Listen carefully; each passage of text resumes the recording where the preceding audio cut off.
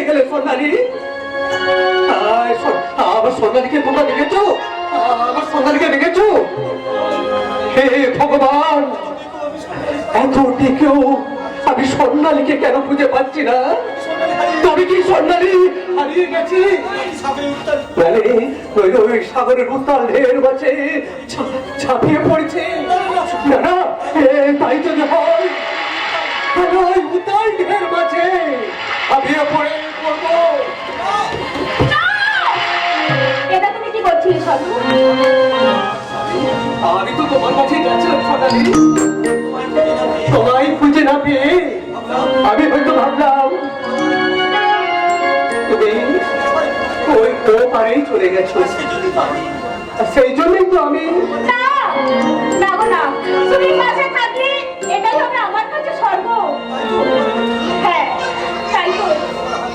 তাই তো তোমার হাত ধরে আমরা এগিয়ে যেতে চাই সেই স্বর্গের সন্ধানে।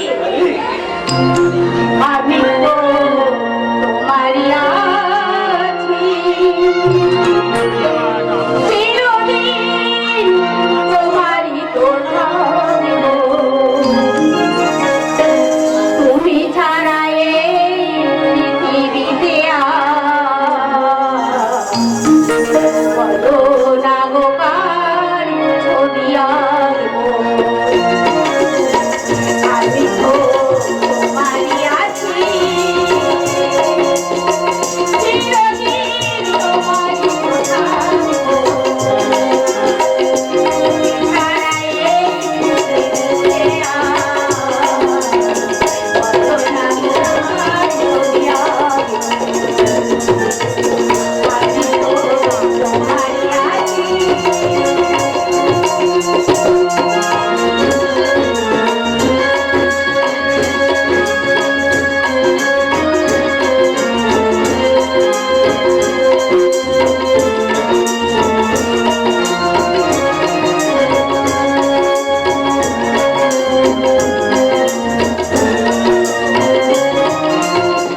তুমি মোর হৃদয়ে থেকো না,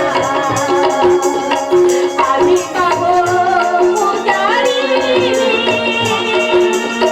পারো না গো আর কতদিন কাঁদিবে সেই অভাগী।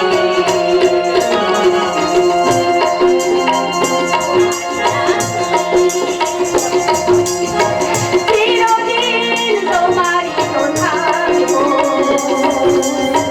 তুমি ছাড়া এই পৃথিবীতে বলো না গো কার ছবি আঁকবো। আমি তো তোমারই আছি, আমি তো তোমারই আছি।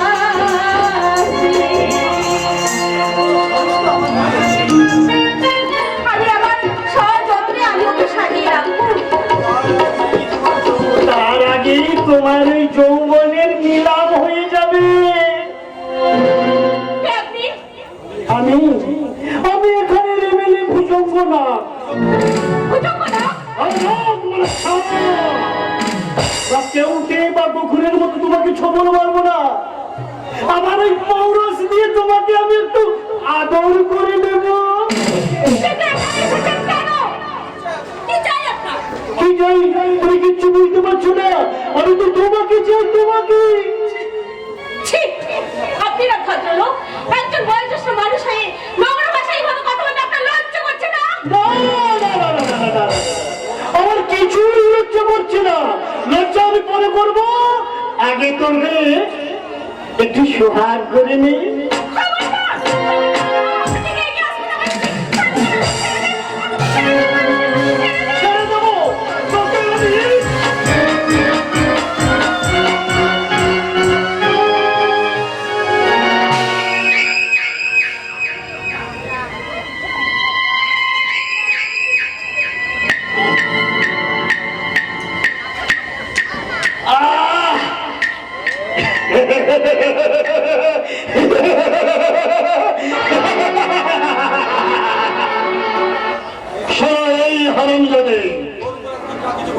তোর বলৎকারটা যে ঘটলো, তোর দাদা কালকে প্রথম পাতার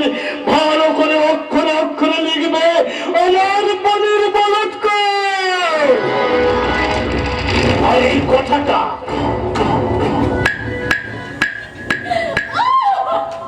শালি, এই কথাটা যদি আর অন্য কাকাও বলিস তাহলে তোর দাদার জিভটা আমি কেটে ছিঁড়ে নেব। কারণ আমি এক নিশুতিরাদের খাই না। সন করে এগিয়ে আসা একটা বিষাক্ত কালচিনি, যার একটা বিষাক্ত ছোবলে মানুষ হয়ে যায়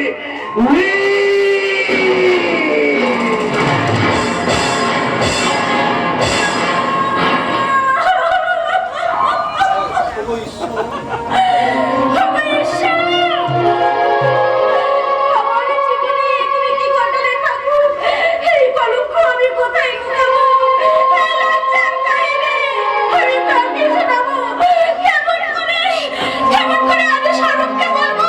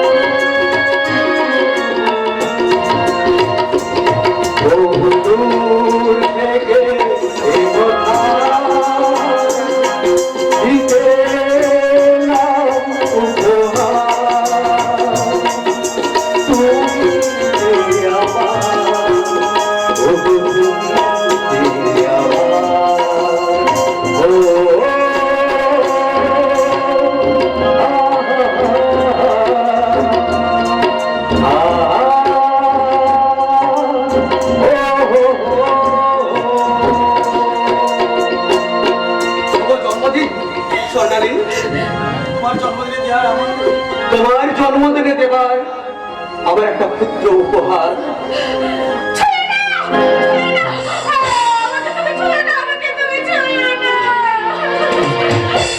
কি বললে সোনালি? তোমার চোখে জল, তোমার কণ্ঠস্বর কেন অস্বাভাবিক? সোনালি, তুমি কি অসুস্থ? আমি সম্পূর্ণ সুস্থ, আর আমি সুস্থ অবস্থাতেই বলছি তুমি এখান থেকে চলে যাও। কিন্তু কেন সোনালি, কেন? তুমি তুমি তো নিজে হাতে তোমার জন্মদিন আমাকে নিমন্ত্রণ করেছিলে, তাহলে কেন আমার এই ক্ষুদ্র উপহারটা গ্রহণ না করে তুমি আমাকে চলে যেতে বলছো? আমি জানি না স্বরূপ, আমি কিচ্ছু জানি না।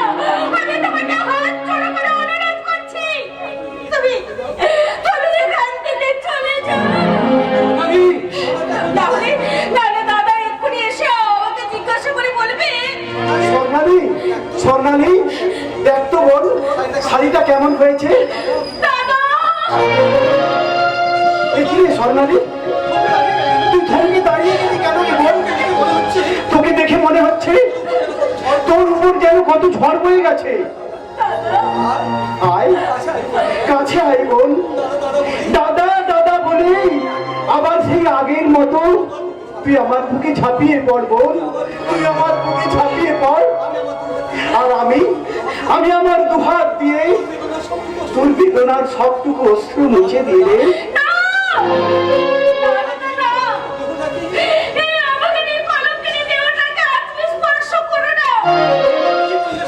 কি বললে সোনালি?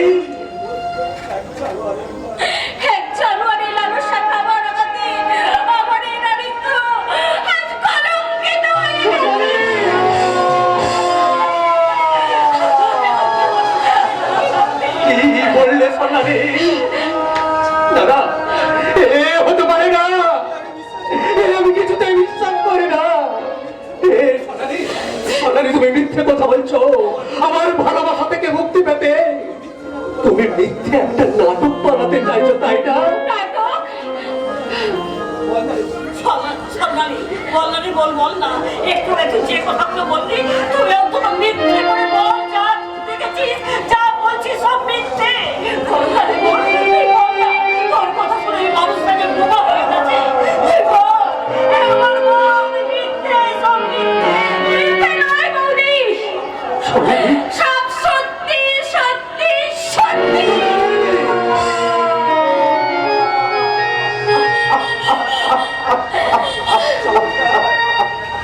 বাহ, চমৎকার! ওগো, ওগো আধুনিক সভ্য সমাজ, ওগো, ওগো এই দেশের শিক্ষিত বেকার, আর কতকাল তোমরা নীরব দর্শক হয়ে মুখ ফিরিয়ে থাকবে? এই স্বর্ণালী যদি আবার তোমাদের মন হতো, তাহলে কি তোমরা পারতে এই নীরব দর্শক হয়ে ওই শ্মশানের বুকে নীরবতা পালন করতে? আমরা কোন সমাজে বাস করছি, যেখানে বাড়ির মধ্যেও মা বোনেদের সম্মান নষ্ট হয়? কেমন সভ্য সমাজ, কেমন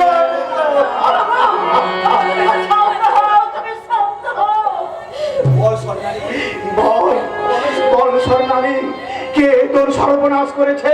বলো বলো সোনালি, কে তোমার সর্বনাশ করেছে? বল বল স্বর্ণালী, বল বল।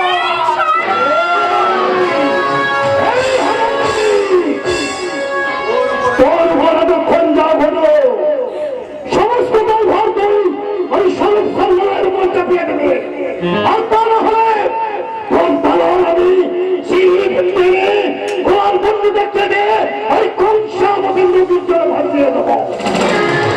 কথাটা মনে থাকে যেন। বলো বলো সোনালি, তুমি চুপ করে থেকো না, বলো। বল রে স্বর্ণালী, বল কে তোর সর্বনাশ করেছে, বল। আর তুই চুপ করে যা।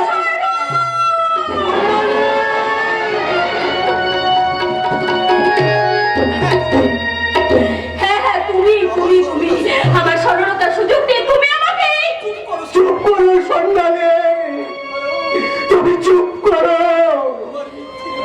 তোমার মিথ্যের ভারে আমার সত্যের পৃথিবীটা ভেঙে চুরমার হয়ে যাবে, বাতাস চিরন্তরে স্তব্ধ হয়ে যাবে, মিথ্যে হয়ে যাবে ভালোবাসার একটা মধুর সম্পর্ক।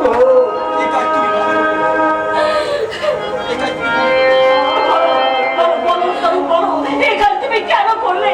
আমরা তোমাদের সম্পর্কটা মেনে নিয়ে তোমাদের বিয়ে দিতে চেয়েছিলাম, তারপর কেন তুমি সরকারের এইভাবে সর্বনাশ করলে? বলো, ভাই, তুমি আপনারা বিশ্বাস করুন বৌদি, আমি আমি এক কাজ করিনি বৌদি। যাকে আমি আমার নিজের প্রাণের প্রিয় বেশি ভালোবাসতাম, তার কি এমন ক্ষতি করতে পারি বৌদি? চুপ কর লম্ব। মিথ্যে ভালোবাসার দোহাই দিয়ে তুই সাধু সাজতে চাইছিস? না রে শয়তান, তোকে আমার মনের সর্বনাশ করে তোকে আমি কিছুতেই তোকে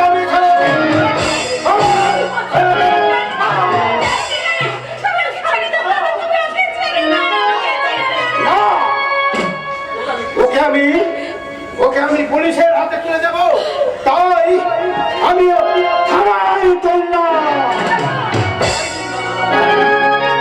তাই দিন দাদা, তাই পুলিশের হাতে আমাকে তুলে দিন। সোনালি, তুমি নীরব কেন?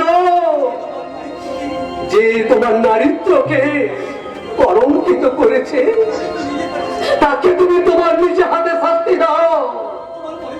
তোমার মনের তীব্র জ্বালা মেটাতে এই লম্বন জানোয়ারটার মুখে তুমি লাঠি মারো, লাঠি মারো।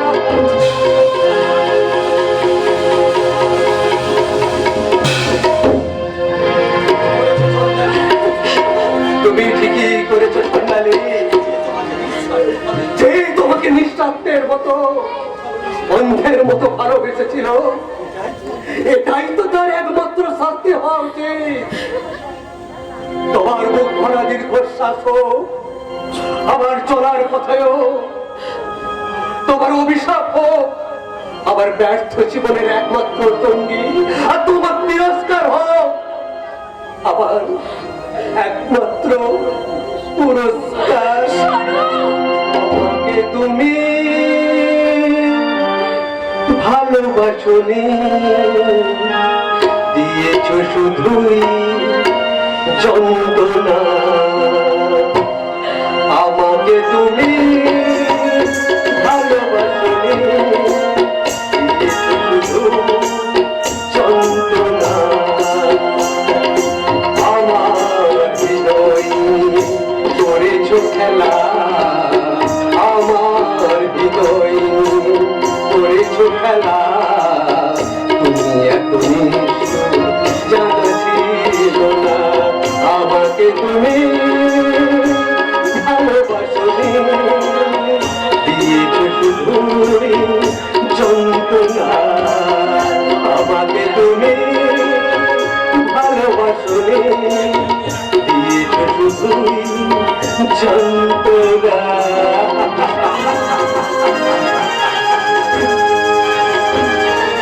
দেখুন না, খোপায় লাগানোর জন্য কি সুন্দর সুন্দর জুঁই ফুলের মালা, বেল ফুলের মালা। আর ও দিদি ভাই, দাদা ভাইয়ের জন্য আমি নিয়ে এসেছি এই রত্ন গোলাপ। এই গোলাপ দিয়ে আলাপ করলে না মনের মানুষ একেবারে কাছের মানুষ হয়ে যায়। নিন না, ফুল নিন। ও বাবু মশাই, ও দিদি